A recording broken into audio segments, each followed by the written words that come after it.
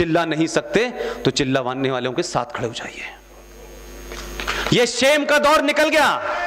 ये अंग्रेजी का जुमला है जो शाम को सिप लगाते हुए कहते हैं 5 लोग मर गए, is very sorry, very very sorry, it's shame, it's not good. हम उस समाज के लोग नहीं हैं। 70 साल तक भारत के किसी अखबार ने, किसी नेता ने, किसी संगठन ने इसके ऊपर आवाज उठाई कि दुनिया में एक ऐसा संविधान भी है कि उस संविधान में एक एग्जीक्यूटिव ऑर्डर पास करके यह कहा गया कि इनकी नस्ल दर नस्ल हमारी गंदगी उठाएगी और कुछ नहीं करेगी। वो कहां गए निजाम मुस्तफा वाले लोग? वो जय भीम जय मीम को गले में डाल डाल के हाथ जो घूम रहा है, वो जोकर हैदराबाद का, भारत की पार्लियामेंट में शपथ लेता है और कहता है जय भीम जय भारत। भारत की पार्लियामेंट में बैठ करके मुझे मालूम है तुम किसको मैसेज दे रहे हो। मेरा पूरा यकीन है इस्लाम में अल्लाह के अलावा किसी की जय नहीं कर सकते। ये जय भीम जरा जामा मस्जिद की मस्जिद में करना, मुसलमान बोटी बोटी कर देंगे। तुमको पॉलिटिकल मैसेज देना है, दो तुम पॉलिटिकल मैसेज। लेकिन मैं उन दलित भाइयों से पूछता हूं कि जरा जम्मू कश्मीर में जाके वो जो 200 थे वो अब 2.5 लाख हो गए हैं। उनके यहां नेशनल चैंपियन हैं, उनके यहां पीएचडी करे हुए लोग हैं, वो देश के अलग अलग कोनों से डिग्रियां लेके आए हैं, लेकिन जम्मू कश्मीर राज्य उनको नौकरी नहीं देता। कहता है हमारी गंदगी साफ करोगे यही नौकरी है, तुम्हारे लिए दूसरी नौकरी नहीं है। न मानव अधिकार वालों को देखा मैंने, न दिल्ली की एक यूनिवर्सिटी है जहां हर बात के ऊपर आंदोलन होता है, छोटी छोटी बात के ऊपर अफजल गुरु पैदा करते हैं। भारत तेरे टुकड़े होंगे इंशाअल्लाह, इंशाअल्लाह का नाम लेके कहते हैं। इंशाअल्लाह का मतलब पता है? जो नारे लगा रहे हैं उनको भी नहीं पता, और जो 2-4 मुसलमान थे 10-20 उन्होंने भी नहीं बताया कि इंशाअल्लाह का मतलब क्या होता है। मैं बता देता हूं, अगर अल्लाह ने चाहा तो, वो कह रहे हैं भारत तेरे टुकड़े होंगे इंशाअल्लाह इंशाअल्लाह, अभी अल्लाह ने चाहा नहीं है।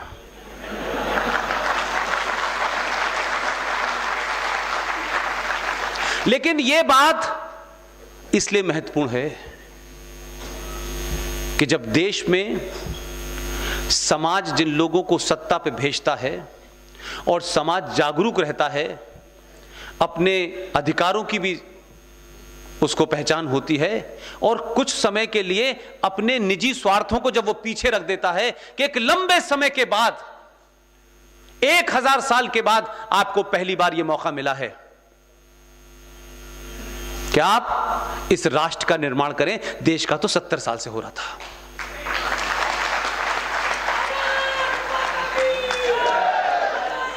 इसलिए बहुत लोग ये कहते हैं कि जम्मू कश्मीर में ये हुआ वो हुआ। आपने सिर्फ 2 धाराएं हटाई, पूरा पाकिस्तान अपना नारा पकड़े घूम रहा है। पूरे पाकिस्तान की स्थिति यह है, और आप अपने घर के अंदर चेंज कर रहे हैं। आप सिर्फ इतना ही कर रहे हैं कि गैस चूल्हा कहां रखना है, अचार का डिब्बा कहां। ये तो आपका अपना अधिकार है, इस पे भी मेरा कोई अधिकार होगा?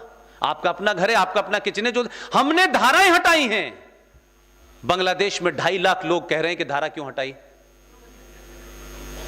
कल पाकिस्तान की नेशनल असेंबली, जिसे मजलिसे शूरा कहते हैं, उसकी खबर पढ़ी आपने? इसलिए मैंने कहा कि अगर आसपास का पढ़ना शुरू कर देंगे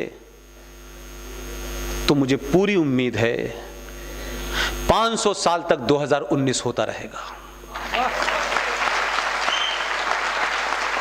जितने खतरे इस भारत को बाहर से नजर आते हैं, मैं आपको कोई संवैधानिक पद पे नहीं हूं, मेरा 25-30 साल का एक्सपीरियंस कहता है बाहर का कोई खतरा आपका बाल बांका नहीं कर सकता। इस हिंदुस्तान में करोड़ों लोग इस देश को तोड़ने में लगे हुए हैं, वो सबसे बड़े खतरे हैं। कल आपके कैबिनेट ने, कल या परसों को एक फैसला किया है उसने कहा है सिटीजन अमेंडमेंट बिल आया है कोई, उसमें सिर्फ यही कहा गया है कि दुनिया में जहां कहीं भी हिंदू है, उस हिंदू को उसके हिंदू होने, उसके धार्मिक पहचान और उसके फेथ को अगर किसी को खतरा है और उसके साथ डिस्क्रिमिनेशन किया जाता है, उसका भारत में दोनों हाथों के स्वागत किया जाएगा।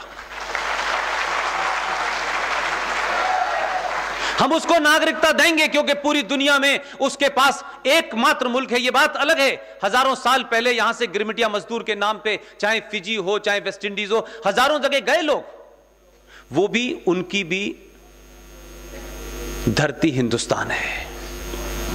आपको पता है पाकिस्तान नेशनल असेंबली के चेयरमैन अलवी साहब परेशान हैं कल से। उन्होंने सऊदी अरब को चिट्ठी लिखी है और यह लिखा है कि भारत जिस किस्म का यह अमेंडमेंट लाया है, इससे होगा ये कि हिंदू तो यहां से जाएंगे, मुसलमानों के लिए दिक्कत हो जाएगी और मुसलमानों के नागरिक अधिकारों का हनन होगा। इसमें समस्या ये नहीं है, वो ये कह रहे हैं कि जो हमने यहां प्रॉक्सी पाल रखे थे और जो भेज देते वो अब बंद हो जाएंगे आना। बांग्लादेश ने अपनी चिंता दूसरी जाहिर की है। बांग्लादेश ने कहा है ये बात तो अच्छी है, भारत अपने हक में उठा रहा है, लेकिन हमारा संकट यह है कि जो पड़ोस से आएंगे पाकिस्तान से, अगर भारत में नहीं रुके तो हमारे यहां के जिहाद करेंगे, तो हम इनको कैसे रोकें।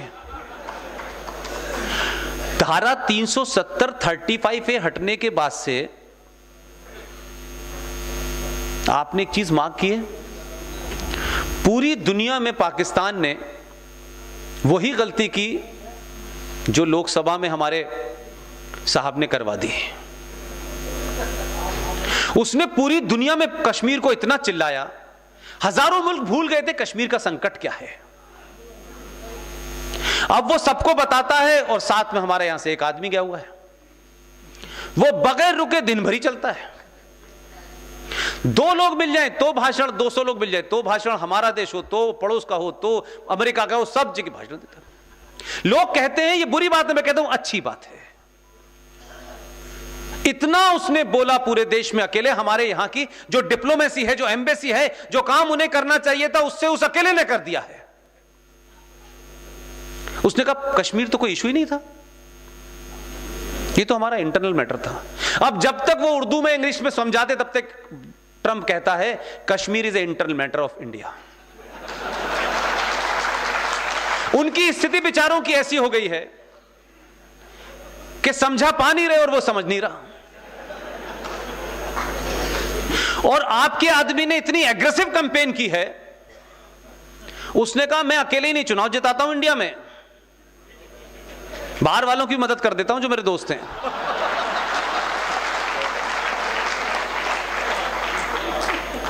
आप लोगों ने वो टीवी देखा? सच बताइए, देखा ना? आपको लग रहा था कि आपके शहर में जब भाषण करने आए थे वो, तो आपकी विधानसभा में 10 लोग खड़े थे, नाम पुकारता है, 10 लोग फूल लेके खड़े हो जाते हैं लाइन से। शहर का कोई आदमी उन्हें नहीं जानता, बस वो फूल लेके खड़े हो जाते हैं, बताता है ये कैंडिडेट बैठ जाओ, फिर वो भाषण देता है, चुनाव जीत जाता है। ऐसी स्थिति कर दी ट्रंप की उसने। वो वहीं खड़ा रहा, आधी कोशिश कर रहा था हिंदी में समझने की, आधी अंग्रेजी में। और जो बेकार से पड़े हुए लोग थे, काम अच्छे खासे थे, लेकिन कभी उसकी वैल्यू नहीं समझी। इसलिए गुजरातियों को आप कुछ भी कहें कि वो ऐसे होते हैं वैसे होते हैं, लेकिन 24% के व्यापारी होते हैं। वो 50,000 वोट तो कई सालों से थे। उसने ऐसा सौदा किया उनका कि ट्रंप ने यह सभा वहां कराई जहां पिछली बार उसे 2% वोट मिले थे। और जब उसने बोलना शुरू किया तो उनको लगा कि अब मुझे धन्यवाद देना है, कि उसने वहां भी कह दिया अब की बार ट्रंप सरकार। यहां वालों को बहुत बुरा लगा, बोले वहां का भी हमारा घर खाली करने वाला है। तो कुल मिला के यह हुआ कि जब उसने ये किया तो उसके धन्यवाद में जब ट्रंप आया मैं आपकी डिप्लोमेसी की बात कर रहा हूं। इसमें सिर्फ एक ही मतलब नहीं है कि आपने जिता दिया है, आपने जिताया है, किस बात पे जिताया है